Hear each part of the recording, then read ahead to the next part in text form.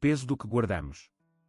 Pode uma mulher cuja vida inteira foi construída sobre uma mentira alguma vez merecer o amor do homem que essa mentira foi feita para destruir? Ela chegou à embaixada numa terça-feira de março, quando Buenos Aires mal começava a livrar-se do último calor do verão.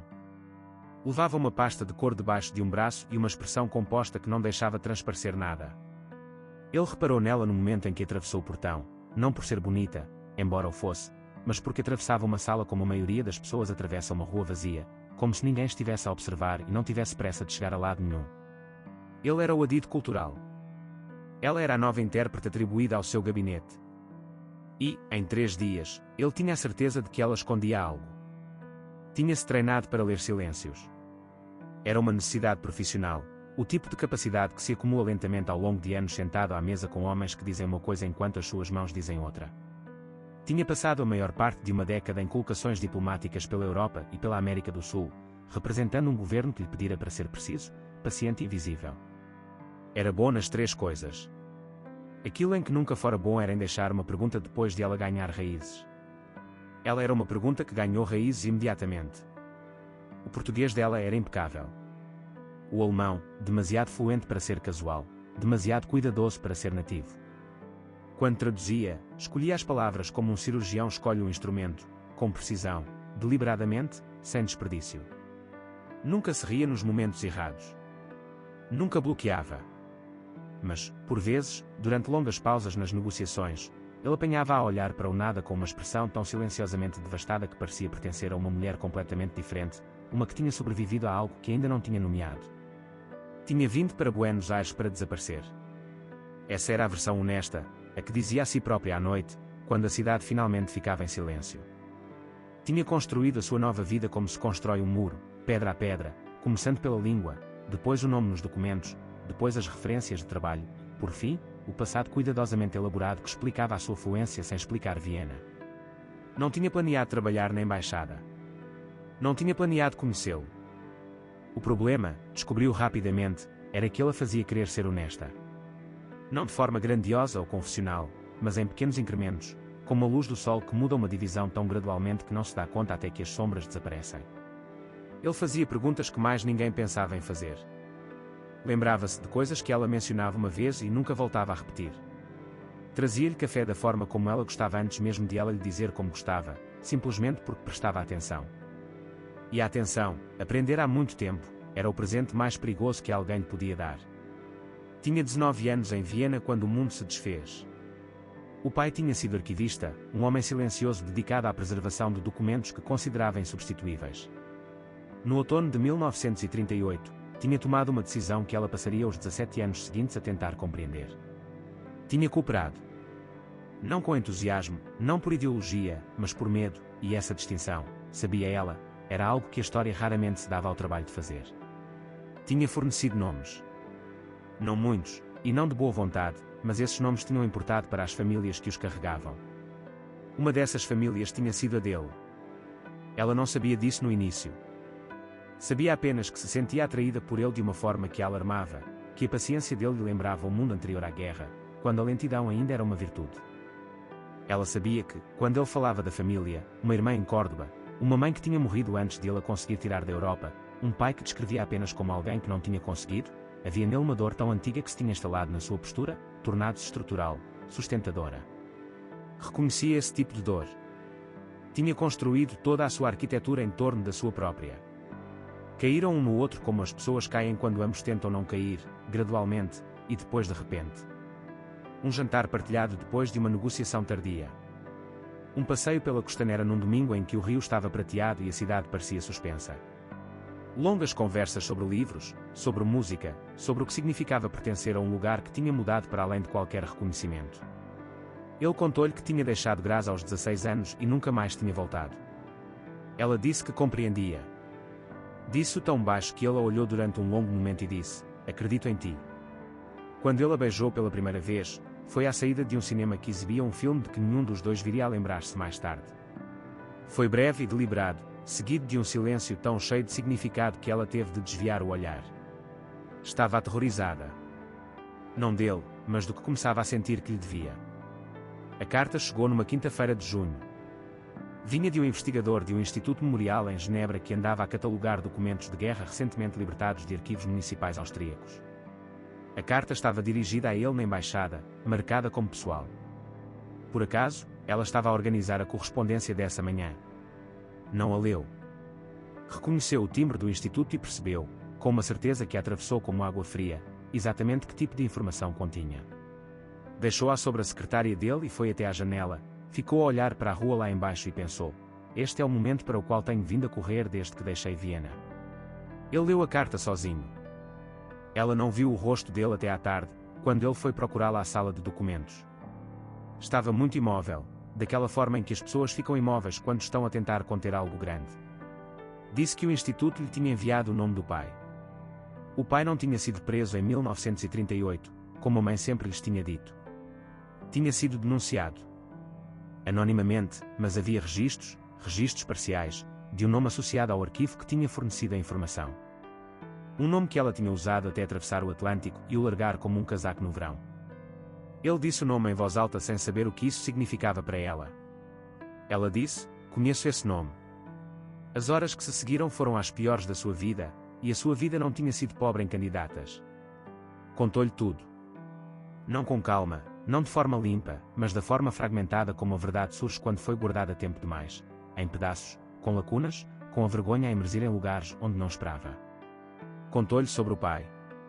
Sobre o que ele tinha feito. Sobre por que tinha fugido e de que tinha fugido e por que tinha passado 17 anos a construir uma mulher que não guardava vestígios da rapariga que tinha estado sentada à mesa do pai enquanto o mundo acabava para outras pessoas. Disse-lhe que não sabia, quando aceitou o lugar, quem ele era. Disse-lhe que tinha percebido isso gradualmente, demasiado devagar, demasiado tarde, e que quando compreendeu a ligação já estava apaixonada por ele, e que tinha dito a si própria que não era relevante, que era história, que os mortos não podiam ser desfeitos, e que reconhecia, ao dizê-lo agora em voz alta, quão monstruoso esse raciocínio soava. Ele ouviu sem interromper. Quando ela terminou, não disse nada durante muito tempo. Então ele disse que precisava de pensar, e foi-se embora, e ela ficou sentada na sala de documentos vazia, com a luz da tarde a desaparecer, e percebeu que finalmente, aos 36 anos, tinha ficado sem lugar onde se esconder. Ele não voltou nesse dia nem no seguinte. Ela apresentou a sua demissão na manhã de sexta-feira. Arrumou o seu apartamento por etapas, como tinha aprendido a arrumar durante a guerra, metodicamente, sem sentimentalismo, tocando em cada objeto uma vez e decidindo. Reservou passagem para Montevideo. Disse a si própria que era a coisa certa, a única coisa, e que o silêncio dele era, por si só, uma resposta. Estava no Porto num domingo, o mesmo domingo em que, 3 semanas antes, tinha caminhado com ele ao longo do rio e pensado, pela primeira vez em anos, que talvez merecesse ficar em algum lugar. A manhã estava fresca e cinzenta, e a água cheirava à distância. Tinha a sua única boa mala, os seus documentos e aquela espécie particular de vazio que vem de decidir deixar de sentir. Ele apareceu pelo portão na extremidade do cais 12 minutos antes da hora prevista de embarque do navio. Não estava calmo. Era evidente que não tinha dormido. Parecia um homem que tinha passado 3 dias num quarto com algo que não conseguia resolver e que, finalmente, depois de esgotar todas as outras opções, tinha decidido vir dizê-lo em voz alta. Disse que não estava ali para a perdoar, que o perdão não era algo que acontecia numa manhã num porto. Disse que estava ali porque tinha passado 3 dias a tentar construir uma versão do futuro que não a incluísse e tinha descoberto que todas as versões que construía careciam de algo essencial, e que o que faltava tinha o rosto dela. Disse que a morte do pai dele não era culpa dela. Disse que a escolha do pai dela não era a escolha dela.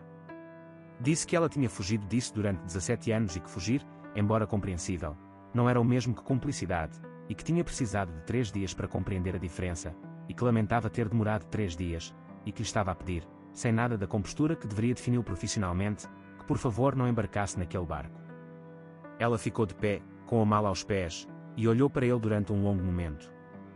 Pensou no pai. Pensou no arquivo.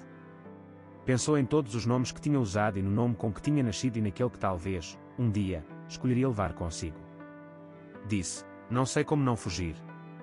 Tenho feito isso há tanto tempo que não tenho a certeza de me lembrar de como é ficar. Ele disse: eu sei. Havemos de descobrir.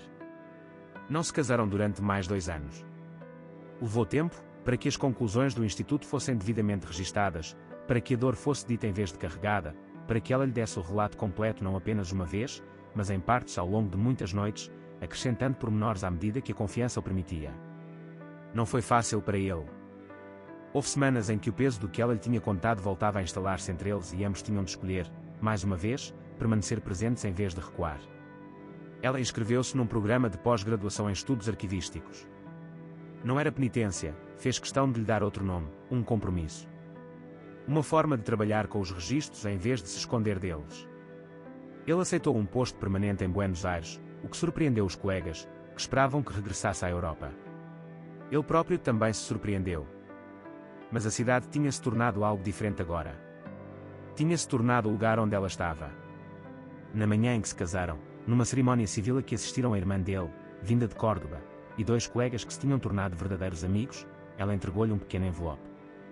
Dentro havia um documento que ela tinha recuperado do Instituto de Genebra, um pedido de transferência que o pai dela tinha apresentado em outubro de 1938, na semana a seguir às denúncias, solicitando a sua afetação a um distrito rural longe da cidade.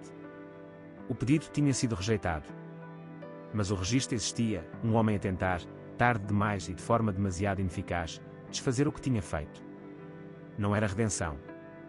Ela tinha sido clara sobre isso quando o explicou. Mas era verdade, e ela tinha decidido que o que era verdadeiro valia a pena, mesmo quando era parcial. Ele segurou o documento durante muito tempo. Depois dobrou-o cuidadosamente e colocou-o no bolso do casaco e pegou na mão dela. Lá fora, Buenos Aires era ruidosa e luminosa e indiferente como as cidades costumam ser, sem despedir nada em particular, sem fazer promessas. O rio ficava a leste, prateado na luz da manhã a meio. Caminharam em direção a ele sem pressa, algo novo para ela, a ausência de pressa, a sensação de que havia um lugar aonde ir e que esse lugar era simplesmente aqui, com ele, no presente inacabado e imperfeito.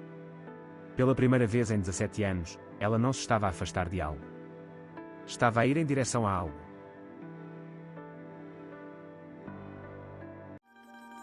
Gostou da história de hoje? Fique connosco só mais um instante. Diga-nos nos comentários, de que cidade está a ver este vídeo. Esta mensagem tocou. E se tiver ideias para novas histórias, partilhe, a sua sugestão pode tornar-se o próximo vídeo. Deixe um gosto se esta mensagem teve significado para si. Subscreva o canal para não perder os próximos vídeos. Se acha que alguém poderá gostar desta mensagem, partilhe. E se quiser apoiar o canal, veja os links na descrição. Alguns são links de afiliado, o que nos ajuda sem qualquer custo adicional.